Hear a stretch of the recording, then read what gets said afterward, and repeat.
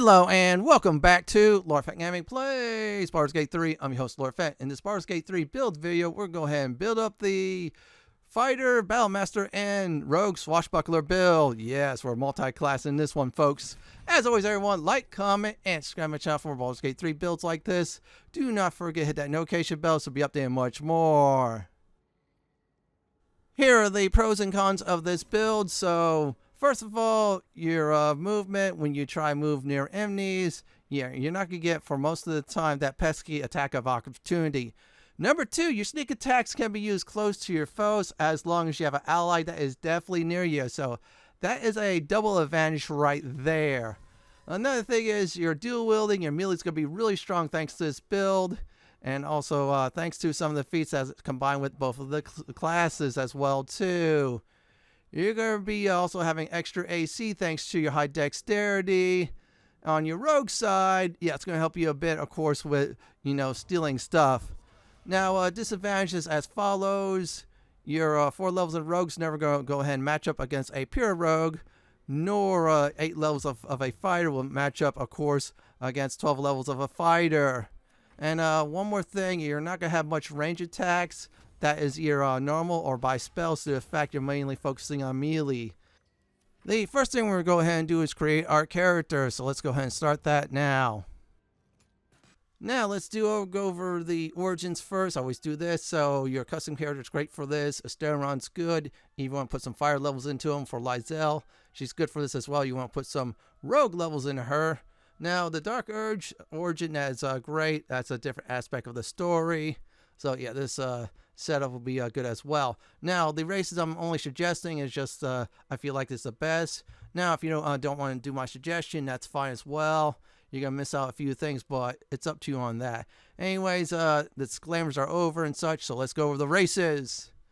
Now, first of all, I'm going to go ahead and do is let me make sure I change this to a fighter. Almost forgot. Almost jinked myself. Elves, so they gain 9 meters per turn for movement, so this is really good. Elven weapons, they're proficient to use long swords, short bows, and long bows, so in other words, they'll use those type of weapons even the classes you pick doesn't. Dark vision, they can see up to 12 meters in the dark, so that's good for dark caves and underground, and of course the underdark. This here gives you advantage on saving throws against being charmed and cannot be magically put to sleep, so the magic spell sleep does not work on you. You can still drink those potions that put you to sleep, like a long rest, which helps out greatly. High Elves, this will give you level 0 spells to pick from. That's a decent race for it.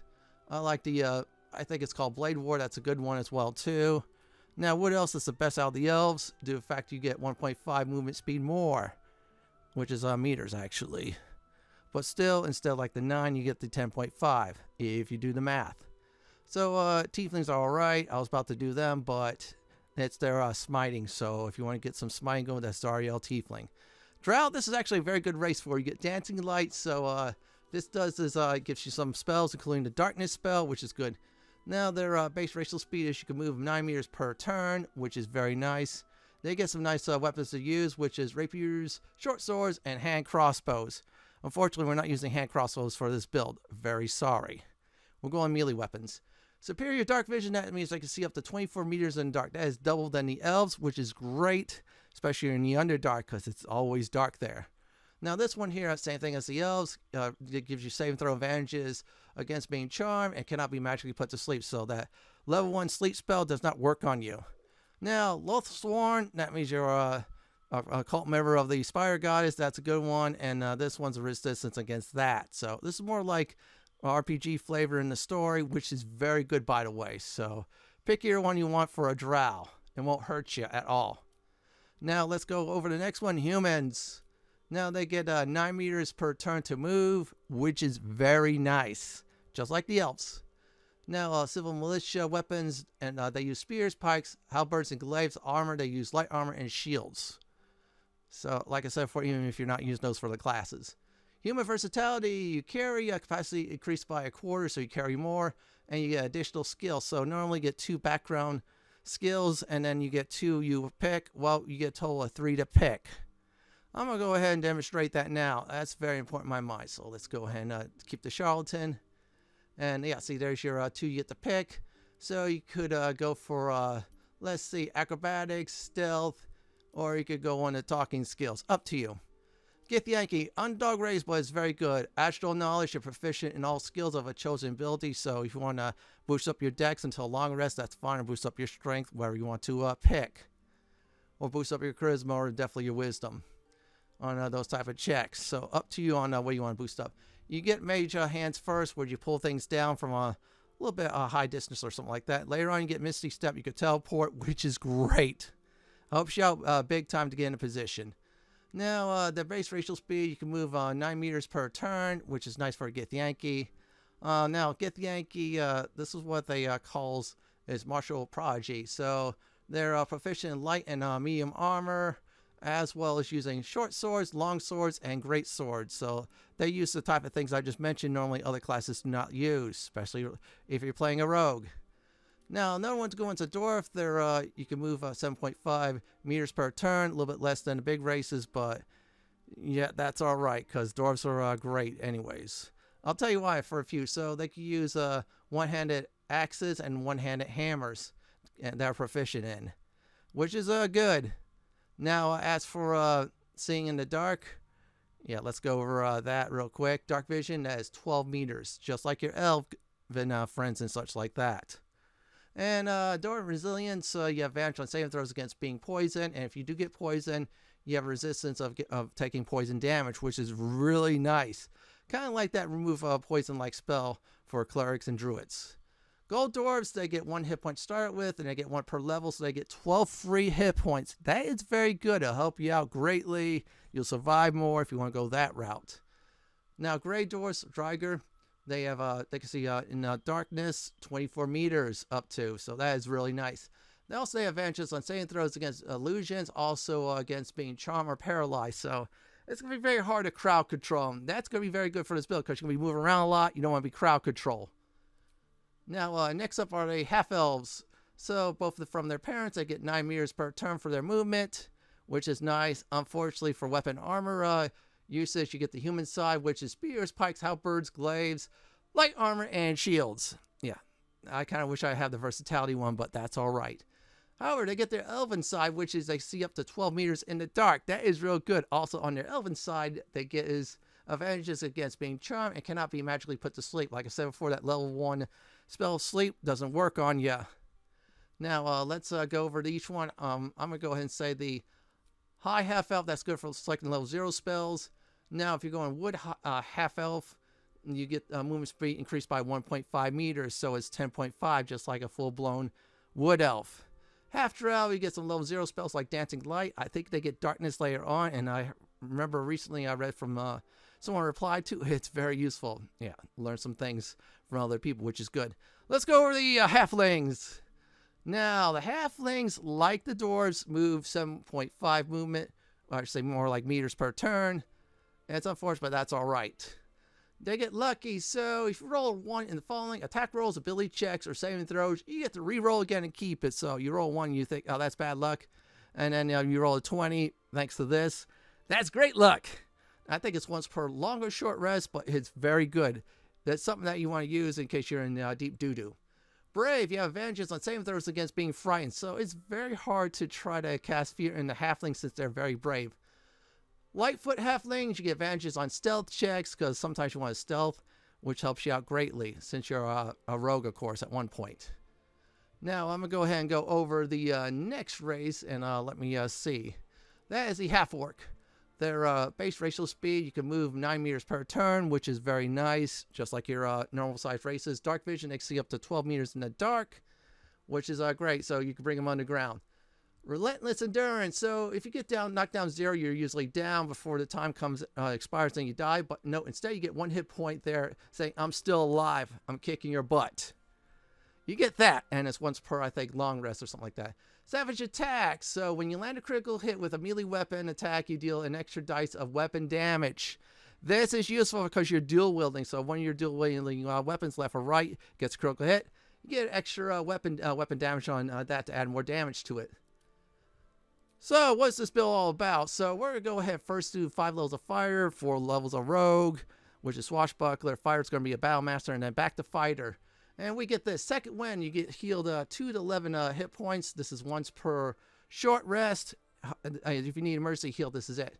Now for fighting styles, I'm going to do is 2-weapon fighting. So when you make an attack with your offhand, you add your ability modifier to the damage of the attack. So we're using dex weapons. So for example, it's 1 to 8 damage in the main hand, and we could add +5 on the dex mod. Now another thing is people uses defense and dueling as well. Other things, but I say 2-weapon fighting is the way to go for this. Now for background is, I'm going to go ahead and say it. You could pick a soldier. That's easy way to go for the fire aspect. Charlatan's good because deception and sleight of hands. You want some stealing. Another one's criminal is nice, and urchin. So charlatan, criminal, urchin is probably the way to go. Now for ability points, I'm going to go ahead and go over each of them. This is going to be a little different because there's some of the swashbuckler abilities rolls off of charisma, but here we go. 10 strength, it sounds weird for a fighter, but we're going on a base of a dexterity weapon, so we're going to boost that up instead. Dexterity is going to be 16, so we're going to get that up. So every certain levels, when we pick feats, we'll get 2 more points in dexterity, and we're going to max that out via leveling up. There's other ways to get beyond 20. I'll explain that in a bit after the leveling up part. Constitution 14 gives us a little bit more hit points, so since we're fighters for 8 levels, we get a lot more hit points. A little bit less as a rogue, but that's all right. Intelligence 8, that's our dump stat. Wisdom 10, we're going to be averaging that, just like average strength. And last but not least, since some of our swashbuckler skills and abilities is charisma, we're going to go ahead and put that at 16 as well, too. We'll use some other methods to get it to 18 or something like that. And that's about it for ability points. Now, next up are the skills.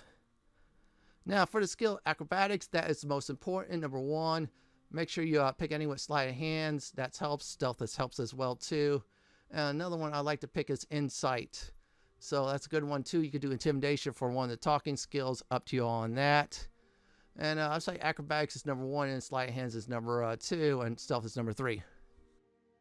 It's time to level up from level 2 to 12. So we're still going to be in the fire class when we start leveling up. So let's go ahead and do that. So let's go ahead and officially say, ding, level 2, everyone. And let's go ahead and talk about this one, Action Surge. So once per short rest, you gain an extra action to use in battle. That's extra attack. Anything else that requires an action point. Very useful, especially against bosses. Ding, level 3, everyone. So let's go over that. Now we get to pick our subclass. And we're going to pick the Battlemaster. I felt like that's the best of it. We get 3 maneuvers, and we get 4 superior dices, which we'll be able to use our maneuvers and stuff. And it depends on short and long rest how long those get recharged. So I'm going to pick some maneuvers. So some I'm going to go ahead and just merely suggest. You could test them out, just save before leveling up. And we're going to do is Rip Torch. So what happens is when you use the superior dice, you do additional 1d8 damage. You throw it back at them. So they try to hit you, they miss, or something like that. You get to counter. It's kind of like a counterattack. Menacing attack, this does is will frighten your targets. If they get hit, it'll spend a superior dice, and you do weapon damage as well too, depending on what weapon you have, main or offhand. Precision attack, this will add attack roll bonuses to your superior dice. If your attack rolls, for instance, is +10. So it's just going to give you 1d8 damage +10. And that's about it for level 3. So those are my suggestions there. Test them out if you want to off screen or something like that. Now, ding, level 4. Every level of 4, you get yourself a free feat in that class. So let's go over the feats we're going to go ahead and pick. I'm going to go ahead and pick as Dual Wielder. So first of all, you get +1 bonus to armor class when you're wielding a weapon in each hand. So that's 2 AC. So that's 2 there for your armor class, actually, for the full word, which is very nice. You have over 20 armor class by the time this is done. Dual Wielder, you get to dual wield a weapon, even if it's not light. We're going to be using light weapons, but there's some good one-handed weapons or so that is heavy that could do some nice damage as well because of this. Ding, level 5. Last time I was a fire for a bit. And this is what we get. So extra attack does is this. You attack 2 times per round. Normally you only attack 1 time per round. But this feat here you get free. is 2 times per round. Really useful. It's going to help you out greatly. So let's level up to the next level. Ding, level 6. We're about to go ahead and cross-class, aka multi-class, aka class change. We're going to become a rogue. Now, if you're playing story difficulty, your pre-patch or a certain patch, you're not be able to do it. But today's patch, you'll be able to do it on story difficulty. I'm playing balance because at the time, I don't want to miss out on that. So you get to pick which skills. I'm going to just leave it at that with the sleight of hands and stealth since I'm a rogue. And it's going to help me out greatly. So I'm going to have +7 on be able to steal and +7 on sneaking around. Ding! Level 7. We're still a rogue, so we're doing it for 4 levels. And this is what we get the following. It's quite a bit, so keep yourself calm. And here we go. Hide. So you get to hide in battle. Using your stealth check, since we have high dex, it's going to help us out greatly for it. And yeah, it'll use up a bonus action, and which is all right. Cunning action is dash, so you get to increase your movement speed by double, so you get to move around faster. And disengage, if a foe's hitting on you, you just disengage from battle, so this way you could go hide next time or something like that. So that's about it really for this level. Ding! Level 8, everyone, and we're going to have our subclass for the rogue. So, yep, get the party. Swashbuckler! Fancy footwork, so if you make a melee attack against a target, the target can't make opportunities attack against you for the rest of the round or the rest of the turn. This is great. It's going to help you out big time. You attack someone, you move around, they can't hit you. Now, this one here will allow you to do sneak attacks anywhere, but if you still have a disadvantage on your foes and such, you still do sneak attacks. So basically, you get to do sneak attacks. Also, the other condition, as long as your party members near you. So this way, you get to do that sneak attack bonus damage. With this subclass, it's real nice. Now, ding, level 9. Okay, there's going to be a lot of explanation here. Dirty trick, flick of the wrist. So you flick your weapon at a target and try to disarm them. If they are disarmed, you get an advantage on your next attack against them. So you basically like taunting them and messing around with them. And if they fall for it, and that's about it, unless they make a saving throw. Very good to use against certain melee foes, like that fire with a mean two-handed axe. Here's another one, Vicious Mockery, just like the spell. You insult a foe, and what happens is they get disadvantage on their attack rolls. You get an advantage against them as well too. It's for 1 turn, but it's very useful. I use it against some foes in the game with this build. It's good. I test things out all the time with that. Now here's another one that swashbucklers get exclusively, is this one. Sand toss. You grab a handful of sand and try to blind your foes. If they're blinded, you get an advantage against them when you attack them again. Really useful stuff. And the blind, by the way, lasts for 1 turn. So this is every level to 4. We're going to go ahead and pick our ability scores. Put your 2 points in dexterity. We're going to max that sucker out ASAP. You're going to thank me later on that because I'm going to max this out. So remember, dexterity. We're going to get that to 20. And let's go ahead and level up. Ding, level 10. This is it for the rogue class. Now, start switching to, you guessed it, the fire class, back to it. At level 6, for fighters to get an extra feat, so they get like 1 more feat than anybody else. So we're going to put 2 points into dexterity, max that out at 20, help our armor class, help out our finesse weapons, effectiveness, and stuff like that as well too, and plus dexterity saving throws. So there you go. Dexterity is already maxed out, and if we use a certain thing, I'm going to talk about in a bit, that'll be great. Ding, level 11, everyone, and let's see what we get. So we get another superior dice 1, which is nice. Unfortunately, we're not fire 8, so we only get that 1d10 damage. We get 1d8. 2 more maneuvers, evasive footwork, since we're swashbucklers. So if we use this, or we'll evade enemies, and they'll receive disadvantage against us if they try melee attack us. So we're adding disadvantage against them. Say the last one is sweeping attack, to sweep a whole bunch of folks. You want to do that. Another one's trip attack and maneuvers attack as well, and disarming attacks. Any one of the other ones you want to do for the last one. And that's about it for this level. Ding, level 12. So we're fighters, and every level's a 4 in a class, we get a feat. So we get another feat since it's level 8. So I'm going to do this one a bit different. I'm not going to pick ability scores because I don't want to boost up my charisma. I'll just use other methods for that later. And now this one I'm going to go ahead and use Savage Attacker. So when making a melee attack, you roll your damage dice twice. You take the best of the two. So if one says you're doing 5 damage and the other one says you're doing 8 damage, it'll take the 8 damage dice, which is very nice. Since we're dual wielding and we're meleeing a lot, that's going to help us out greatly. And everyone, that is it for leveling up from 2 to 12. Next up is the permanent ability scores we're going to go over. In Baldur's Gate 3, there are 3 ways to permanently boost your ability scores. Now I'm going to go over each of them since they're one in each act. So in Act 1, if you spare Auntie Ethel and you pass some dialogue checks, get a +1 ability score item of your choice. Avoid your paladin doing this if you can. If your paladin does not want to become an Oathbreaker, unless you're doing that on purpose for your paladin to become an Oathbreaker, then go for it. Now in Act 2 with the Stair on Heaven by Aja in the Moonrise Towers, that's a potion / jewelry / magical item NPC in that area in Act 2. This will be a +2 strength potion you get. Now for this build, I will not go over it since it's a dexterity build, unfortunately. In fact, give that potion to someone like a melee, like for example, Lysel or Karlak the Barbarian.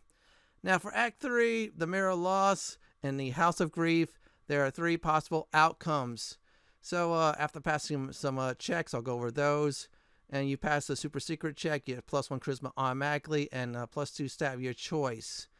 Otherwise, you get just +2 stat of your choice, or you get nothing. If you try to cheat the system, you get nothing. So I'm going to go over the Mirror Loss and tell you all on how it works.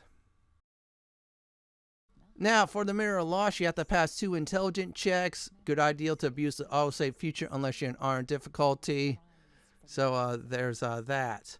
Now, you first pick the loss you want. It's 1 through 7, and the gain is 1 through 6. So they're both the same. So number 1 is strength, number 2 is dexterity, number 3 is constitution, number 4 is intelligence, number 5 is wisdom, and number 6 is charisma.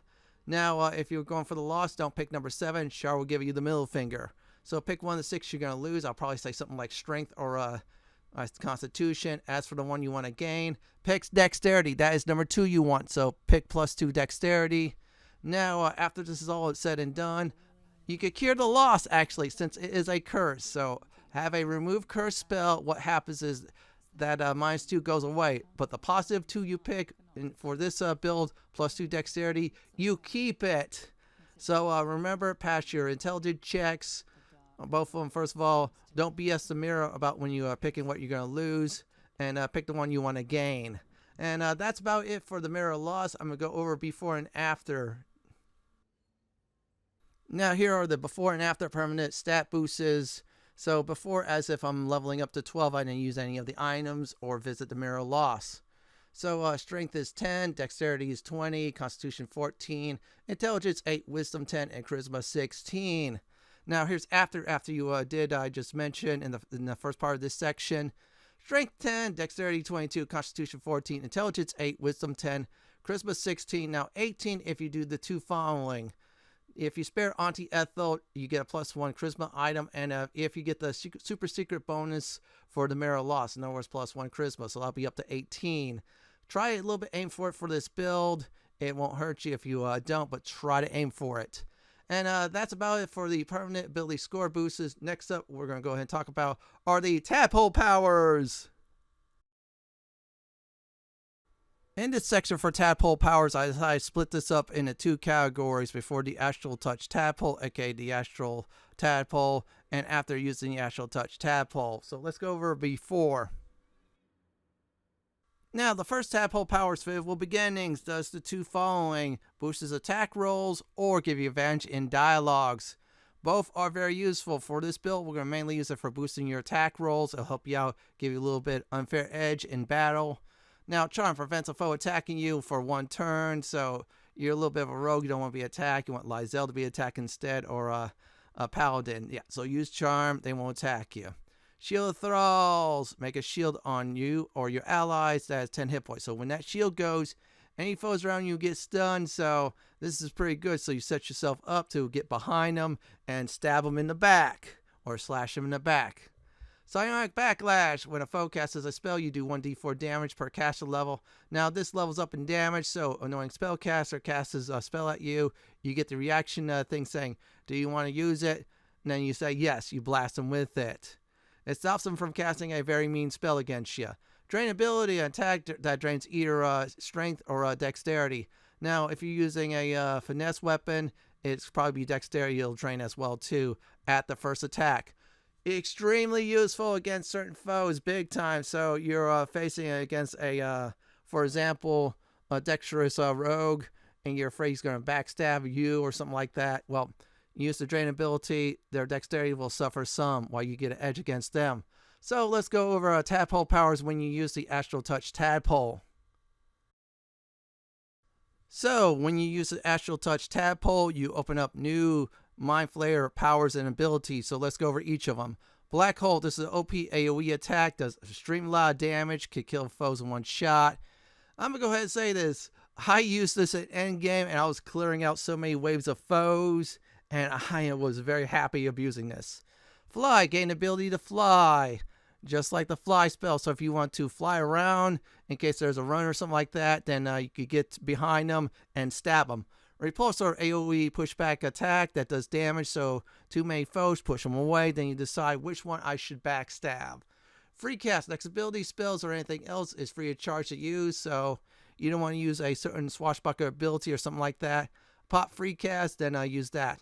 Absorb intellect, gobbles up a foe's intellect, lowering their intelligence by 1 per turn, heals your wounds for 5 rounds, so their intelligence drops, really useful against spellcasters, and amount they heal is 1d8 hit points for 5 turns. Really good stuff here. And that's about it for Tadpole Powers. We're going to go over Gear Advice. I'm going to go ahead and include the 5-finger discount gear as well for this build. I decided to split this into 3 categories. Gear you want to get by the end of Act 1 before entering the Shadow Curse lands. Endgame gear, that's before going to the point of no return in Act 3. And thieving gear, so gear to help you steal. Now, the first section will cover gear you want to get by the end of Act 1 before entering the Shadow Curse land. So let's go ahead and start that up. Let's go over to headgear. Shadow of Mesobaranzian, gain the Shrouded in Shadow ability, same as invisibility spell. So if you make attack, do an action. Invisibility goes bye-bye. Great way to set yourself up for a sneak attack, ambush, you name it. Loot from the Pale Corpse in the Mushroom People Colony in Act 1 Underdark. So they're the friendly mushroom-like people. So you gotta help them out to give you access to the body. I'm not sure if you slaughter the camp, you get access to it, but good idea to help them out just in case. Here's alternative. The Haste Helm. Gain momentum for 3 rounds. This will give you 3 meters. Add to your movement speed. So if your movement speed is like, for example, 9 meters, add +3 to it. This is in a locked chest in the Blighted Village in Act 1. If you can't get the one above, this one below is great to get as a backup. Now, next up are the chest pieces. Spider Silk Armor, you gain advantage on Constitution saving throws, +1 bonus to stealth checks. Mithara drops this in the Shower Sanctum in Act 1. If you can knock her out, you can try to steal the armor from her as well when she's knocked out. Here's a nice alternative. Drought-studded leather gives you +1 stealth. Heavy chest near the Festering Cove entrance in the Underdark 1 in Act 1. So both are good. If you can find anything else better like that, go ahead and grab it as well too. Let's move on to some more you want gear by the end of Act 1. Now for gloves. Glove of Thieves. Advantage on sleight of hands. In other words, ability to steal. Now Brim sells this in the Zent's hideout in Act 1. Side with the Zents for the missing shipment quest to earn their trust and Brim's goods. So in other words, save them from the gnolls. Now here's another good one. Gloves of Hail of Thorns. This is exactly like the Hail of Thorns spell. Shoots a volley of thorns. Thorns deal weapon damage to the target, then explode. Any foes around take 1d10 piercing damage. Unless, of course, they make a save throw. Now, if it misses, you still do explosion damage. So by in the Zent's hideout in Act 1. So you get either one of those. That'll be great for you. So let's go over some more gear you want definitely by the end of Act 1.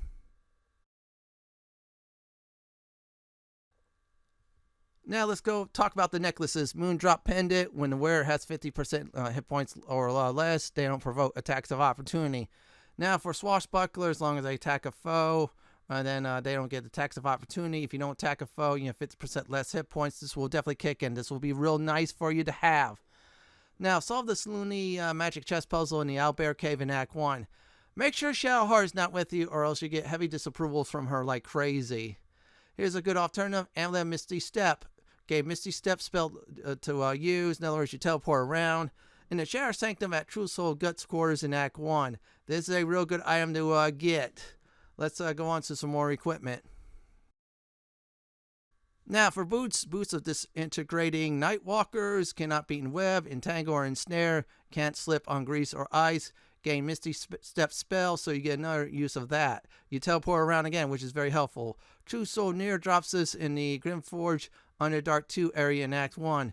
I am not sure if you could get it again if he's there in Act 2 at the Moonrise Towers. If you side with the goblins, try to steal it from him. Here's an alternative. Linebreaker Boots. Once per turn, when you dash, you gain Wrath for 2 turns. Wrath is when you get a bonus, which is +1 with melee weapons. Athletics +1 as well, too. This one's really useful because you get Wrath, you add to that weapon damage, and if you're doing any sneak attacks and stuff like that, add that damage as well too. It just piles up thanks to these boots. Walk pins in the Shadow Sanctum in Act 1 dropped by Beastmaster Zerk. If you side with the goblins, you could try to steal this from him, but we'll see. Now let's go ahead and go over some more equipment. Now let's go over the rings. Crusher Band. Movement speed is increased by 3 meters. Now you can steal or loot Crusher to get this in the Goblin Camp in Act 1. If you're siding with the Goblins, go the steal route. And if you're siding with the Druids, kill the MFer when you can. Caustic Band. You deal +2 acid damage to foes. So in other words, your weapon gets +2 acid to it. So you do more damage. Dirt's Bone Cloak sells this in the Mitochondria Colony. That's the Mushroom People. Underdark in Act 1. Clean her inventory out, and also next to her there's another merchant. Clean his inventory out as well too, of magical equipment and such. Here's some alternative rings. You can't get either one of those or someone else is using them. Ring of Absolute Force. Use of Thunder Wave just like the spell, which Thunder Wave is thunder damage, which is 2 to 12 damage. Now if you Absolute Brand it, add +1 to that damage. Sergeant Thrin and Grimforge, I think Underdark 2 and Act 1 has this, so you go to Underdark 2. He has it. You have to either steal it or kill him for it. The Sparks Wall cannot be electrocuted. Electric resistance increases as well. This is in the Arcane Tower basement, Underdark in Act 1. So, raid the Arcane Tower. You get some things, including the Sparks Wall. So, let's go over the weapons. Now, for weapons, I decided to add some main ones you want to get and some alternatives. So, this is the main ones. And here we go. Knife of the Undermountain King. Short sword +2. Wielder scores a critical hit when rolling a 19. So, in other words, it drops by 1, so it's 19 to 20. When they roll 2 damage or less, you get to reroll again, taking the highest results. So if you mess up, you roll it again. You have advantage on attack rolls against lightly or heavily obscured targets. So if a foe's somewhat stealthy, you get advantage against them as well too. Now, the Merchant Jira and the Mount Pass Get the Yankee Crush sells this in Act 1. Clean out her inventory. There's a lot of good things she has before murdering her at some point. Hunter's Dagger, +1 dagger. On hit, the target must succeed a DC 13 Constitution saving throw or become ruptured. So when it's ruptured, they take bleeding damage, and that's good for you. Rogue Moonglow in the Shadow Sanctum in Act 1 sells this. That is the Zent in the Shadow Sanctum. That is the Halfling. We'll sell you some things. Buy a lot of his stuff there besides this very nice dagger. Let's go to the alternative, dual-wielding weapons. Here's some alternative weapons in Act 1 if you cannot get the other two.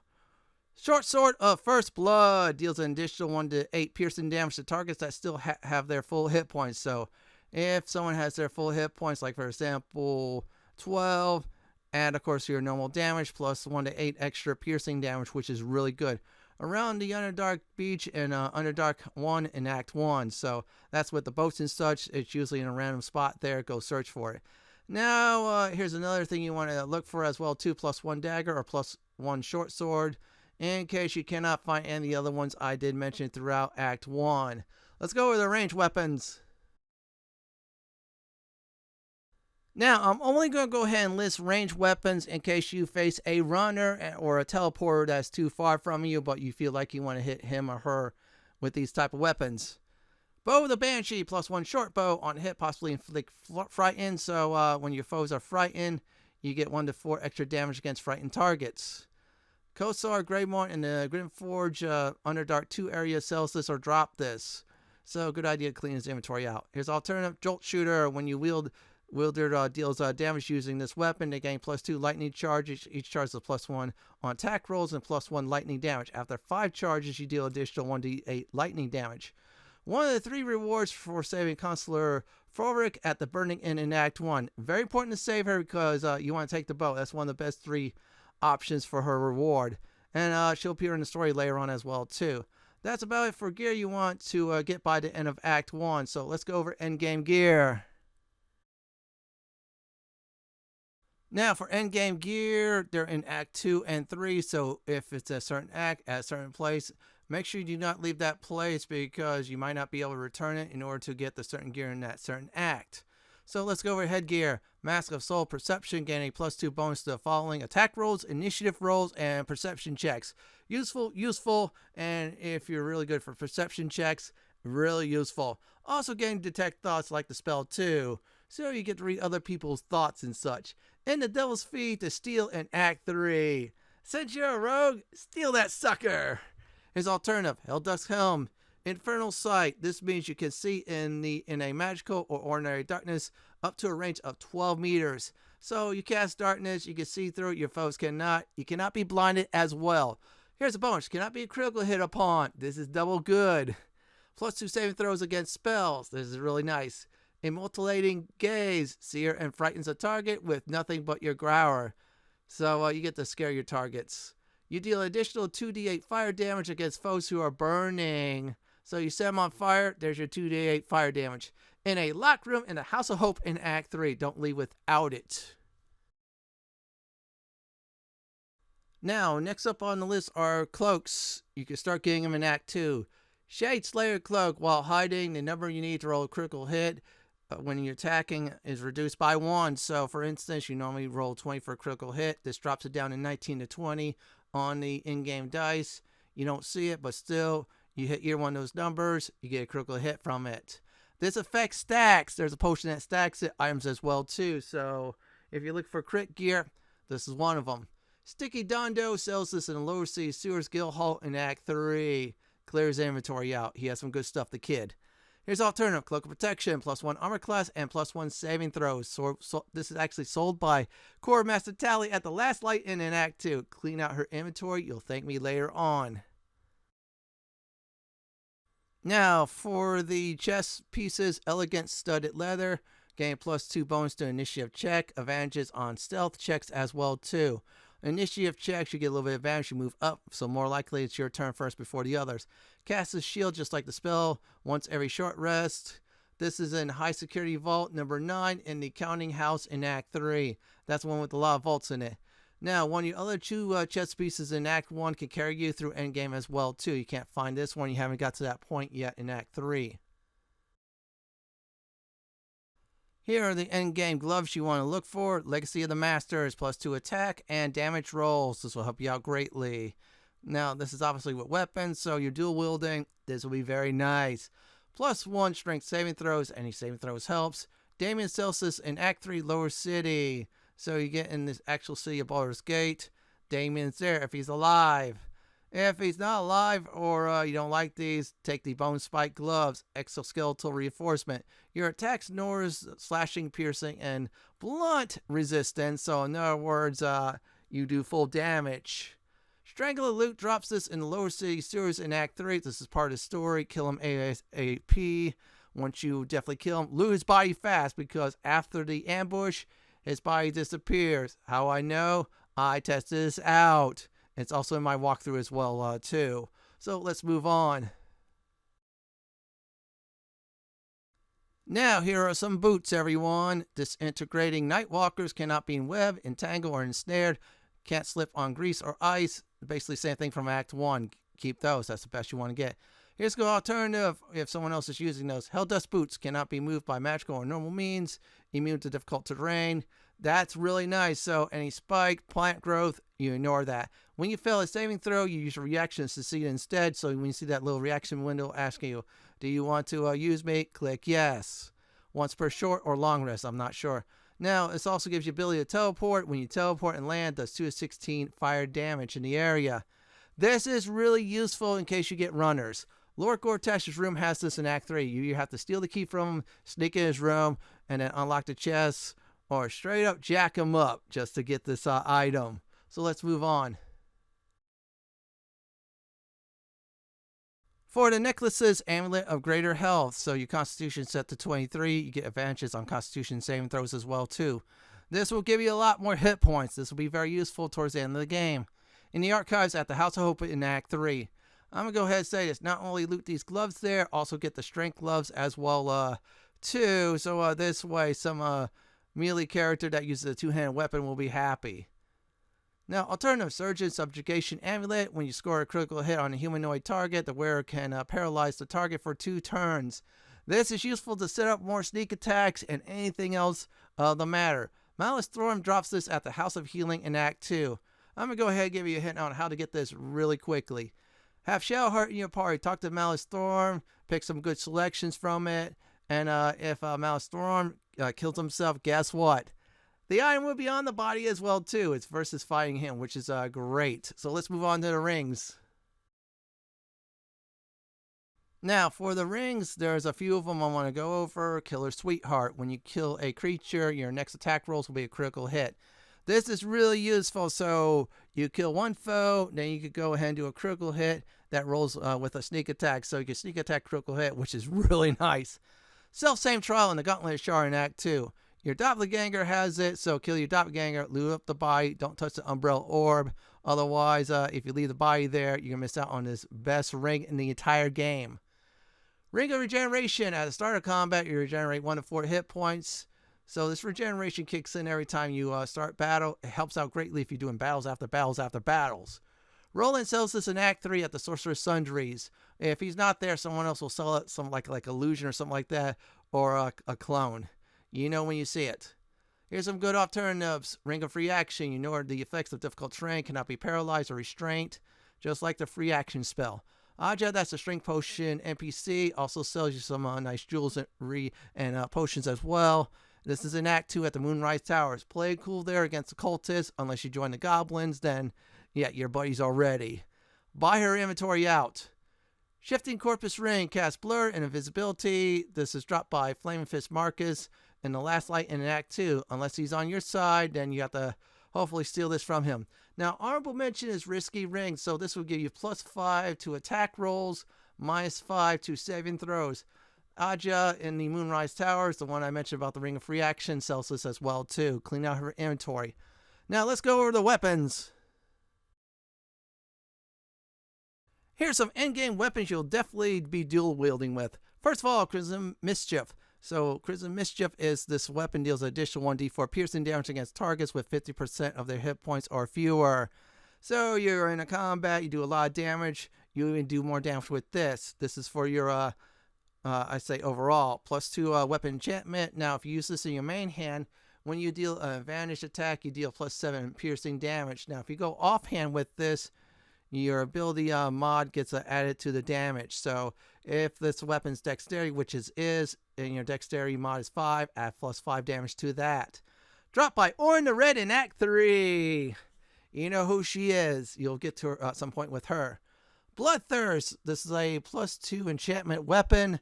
Number for a critical hit needed is reduced by 1. It's one of those again. Now for your main hand only, foes hit with this is weak to piercing damage. For your offhand, when a creature misses you, you gain True Strike, just like the spell, which will give you a little bit boost in your attack rolls, which means you'll hit more often than not. This is reward for defeating Orin the Red as well, too. So, guess what? Mess with Orin the Red, you get these 2 nice weapons. Let's go over some more weapons you definitely want to get in case you can't get these 2 yet, or you miss out on them somehow. Here's the first alternative weapon, Rhapsody, +1 dagger, gains +1 attack rolls and spell save DC. Max stat on this is 3. Possibly inflict bleed when hitting a creature with this weapon while hiding or invisible. Now this one's real nice because if you're hiding, you use it for your main hand or offhand, so it'll help you out greatly. In fact, many rogues use this big time, mainly their offhand. Castador drops this in Act 3. That's that one vampire you always see my guides on the page, front page usually, most likely. People get directed to that, so kill the fool for it. Sword of Life Stealing. This is a +2 short sword. On a critical hit, target takes an extra 1 to 10 necro damage, that's green damage, as long as it's not undead or a construct. You also gain 10 temporary hit points from it, so that's 10 free hit points until it goes bye-bye or long rest, wherever first comes. Damon sells this at the last light and in Act 2. Now, if he doesn't sell it there and he's still alive at Act 3, well, buy this from him big time. Now, let's go over ranged weapons. Now, for ranged weapons, this is mainly for, I'm going to be blunt about it, any foes that like to teleport mainly away from you, away from melee range. So here's the first one. Gauntre Mali. This is a +3 longbow. Legendary, by the way, you know what it looks like. Inflicts guiding light upon target being hit like a spell. So they get blinded and such as well. Gaining special haste without all the bad effects. So this haste, you get the +2 AC, dexterity, saving throws, double movement, you name it.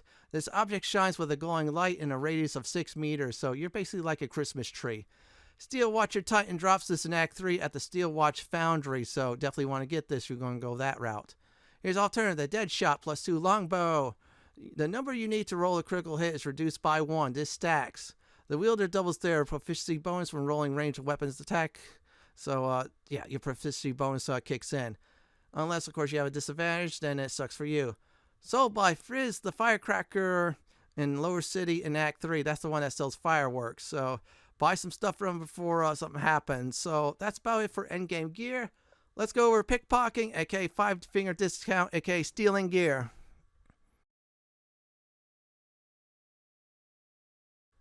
Now, the following pickpocketing gear you get throughout the game, so I'll definitely list them. The Graceful Cloth, get +2 dex automatically. This max out to 20, so this is great early on. Lady Esther sells this at the Mountain Pass in Act 1. So you go to Mountain Pass, buy it from her. She has some good inventory there. Smuggler's Ring, +2 stealth, +2 sleight of hands, and -1 charisma.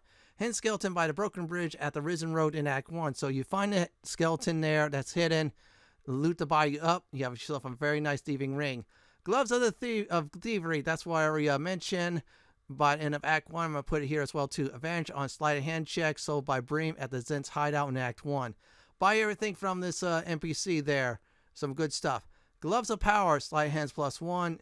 Goblin boss Zodkurg drops this in Act 1 at the Druid Grove entrance. So that's a goblin try to break in. He dies horribly. You loot it up. Now here's another set of gloves. Unlucky Thieves Gloves, +2 sleight of hands. Steal too many times and you get burning on yourself. So in other words, that's the downside. But upside is helps you on stealing. Akiba's Wheel of Fortune at the Circus of the Last Days in Act 3 is that's what you would get at. Reverse Rain Cloak, constant wet effect used to counter burning. Same as the Unlucky Thieves Gloves, that burning. So you couple the cloak with the gloves I just mentioned above. You don't have to worry about being burned. You'll be constantly wet though, so be careful with lightning damage. Keep playing until you get both of these. So yeah, it's his Wheel of Fortune, or I say Misfortune. Don't try to steal or anything else from him because you're not going to play it again after he teleports you somewhere. That's about it for pickpocketing gear. Next up is Potion, Oils, and Elixirs. In this section, I'm going to go ahead and cover potions, elixirs, and oils. Definitely remember elixirs. You can only have one elixir effect at a time. So, for example, you have a Barkskin elixir you used up, 16 armor class. Then you decide to use the elixir of viciousness, which drops your rolling dice to a 19-20 for a critical hit. Well, that'll take over the Barkskin 1. So, for the first section, let's go over potions. Now, first up are the healing potions of all types are a must. So, you need something to heal right away, then use that. It'll help you out and save your life. Potion of Haste, gain an extra action, +2 armor class, advantage on dexterity saving throws, and double movement speed. Now, flip side of that is after 2 or 3 rounds, you get the exact opposite effect I just mentioned. If you want to quickly finish some fights, this is the way to go. Drink one of these potions and have at it. Potion of flying, same as a fly spell. You'll fly around. If there's an annoying ranger above you, you can fly to the ranger, sneak attack against him and her, or her definitely, and that's that. Potion of invisibility, invisible on yourself for 10 rounds. Almost any action except for most likely walking or so will break it, including being set on fire. This is a great way to set yourself up for a sneak attack or anything else. So let's go over Elixirs. Now for Elixirs of Vigilance. So gain 5+ bonus initiative. So in other words, you'll be more likely to start first than any other foes or party members. And also you cannot be surprised. So when you get ambushed, normally you miss a turn. Well, you do not anymore. This is exactly like the alertness feat basically. This is one of the good ones to use. I love using it big time. Elixirs of Viciousness. Increase your chance to land critical hits. So it'll be -1 on the dice roll. Normally critical hits, I should say a natural 20. That drops down to 19 and 20 on the dice roll, and that means more likely you land a critical hit, more likely you do damage, more likely your DPS goes up. Elixir of Bloodlust. Upon killing your foe, you get 5 extra hit points and an extra bonus action. This is really useful, so this way you could dash more, hide more often, you name it. So let's go over oils. Oil of Accuracy. This is a coat weapon type of oil. This will include also ranged weapons and definitely your melee weapons. Bonus of +2 attack rolls. That means more likely to land a hit. So this is really good to have. Wizardbane oil. Now this oil is really useful. It does the following. So when you hit a target, that target receives a -3 penalty to spell attack rolls and spell save DC. That means more likely they won't resist spells now, thanks to you. Disadvantage on saving throws for maintaining concentration for 2 turns. This is really useful against annoying spellcasters. Like, for example, annoying druid. They want to do Call Lightning. They want to maintain concentration on it, so they keep on using it on you over and over again. Well, with Wizardbane Oil, most likely they cannot maintain that Call Lightning and waste a spell slot. That's some good stuff, everyone. Now, use any and all poisons if you can. There's some great poisons out there. It does some nice damage, weaken your foes. They'll die horribly. That's about it for potions, oils, and elixirs. Next up is the combat test. Now, for this combat demonstration, I'm in Act 1. So, the first 4 or 5 levels, you'll start off as a fighter. So, this means you'll be learning about how to be a fighter, learn basics about dual wielding, and such like that as well, too. You're not going to learn about positioning and such until you definitely have the class change into a rogue and swashbuckler subclass. So unfortunately I didn't start out first, so I have Lizelle taking out the front trash. I'm gonna go ahead and demonstrate some very powerful attacks. So let's see here. Alright, I'm gonna demonstrate at this time. Yeah, I forgot to switch to a weapon. Yeah, I was switching gears. So we're going to learn the basics of dual wielding, also fire abilities and such. And I'm going to go ahead and let's see which one I'm going to do. I think this is a good one. All right, there you go. Ooh, critical hit already. And I get, let's see if I could try do an extra attack. You know what, screw it. I'll just do this. And then I'll definitely try it. Let's see if I could do it. If not, I'll just use a range attack since I'm learning about the fire anyways. All right, we already took out 2 foes. Yeah, normally you take out foes, of course, dual wielding. Sometimes you need to improvise, like I just did with a ranged weapon. I'm going to go ahead and have Shadowheart try to finish this off. That's all right. We'll leave that there for her. Oh, wait, I forgot about this. Let's see if I could get in a range and get that sucker in one hit. And all right, good job. So sometimes you start things out. Other times you set things up for people to win. In this case, it was a little bit of both. So you're just learning about, like I said, the fire class. Then later on, you'll learn about the rogue class. And then you put them all together when you get later on in the game. So let's go ahead and just smite this fool to end the battle. Then we'll get to Act 3. Okay, I get to try again maybe. Or not. Let's see if one of the other characters will help me out. Let's see who's next. Alright, I think I could try get him to actually assist me a bit for the win. Alright, we'll just demonstrate Steron dual wielding as a fighter. Finish off this fool. Just watch and learn. And there you go. Let's go to Act 3. Alright, by now you have 12 levels or close to it. So you have all the tools in the tool chest are almost there. So what I'm doing at this time is having my other characters just be distraction, aka bait. So I have Karlach already taking care of business. Now I have a Steron, you see, behind our targets. So I'm going to go ahead and do is get everybody set up. And then once it's right, I'm going to go ahead and just take care of them all. So I'm in the perfect meters. So in other words, I definitely get to do some nice sneak attack damage and such. Let's see if I could do that. All right. It's his turn. I'm going to go ahead and attack from behind. Get in a position. If not, you can attack from a front. So let's go ahead and take this fool out one hit. All right. That is one there. And let's go ahead and just do this. And I think I'd be able to take out the other one big time. I'll try to do it. Let's see if I could definitely pull this off. And there. Just keep on using your sneak attack, and then you'll definitely win. I almost take another one out, so this is all good. I'm going to just move this there. Since my paladin is so slow, yeah, it should be his turn soon. And I think, if I remember right, they're all distracted by Karlach. Maybe except for one. And there you go. He missed. I did a counter, and that was it. Now I'm going to go ahead and get my main character, see if I get him over. If not, Steron should probably finish these fools off. Let's see if I could do anything. Nope. That's all right. All right. We're going to demonstrate something else. Let's see here. I think I'm going to try to do another sneak attack. Yeah, I could do it again. And I could do it over and over again. And then this fool will die. And there you go. And yeah, just keep on doing sneak attacks. Take advantage of positioning. And you have very strong melee attacks that will definitely win the day.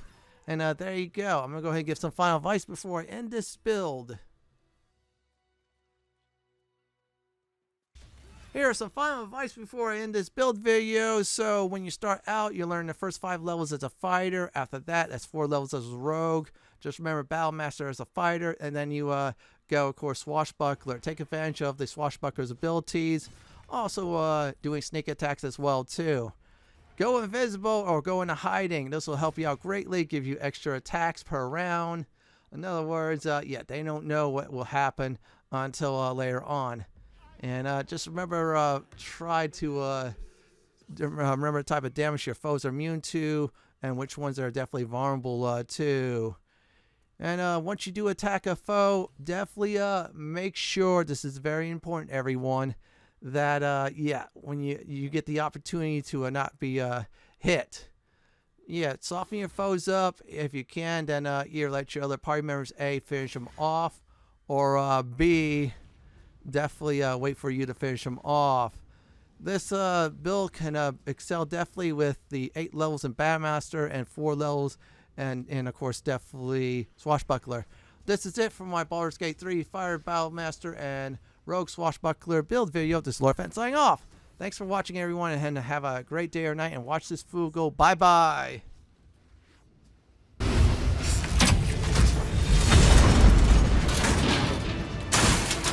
Please subscribe to my channel for more classic and modern Dungeons & Dragons walkthroughs, builds, guides, and more just like this. If you like what you see, then go ahead and pick my suggestion on the upper left-hand corner or YouTube suggestion on the bottom left-hand corner. I'm going to go ahead and relax in this nice chair.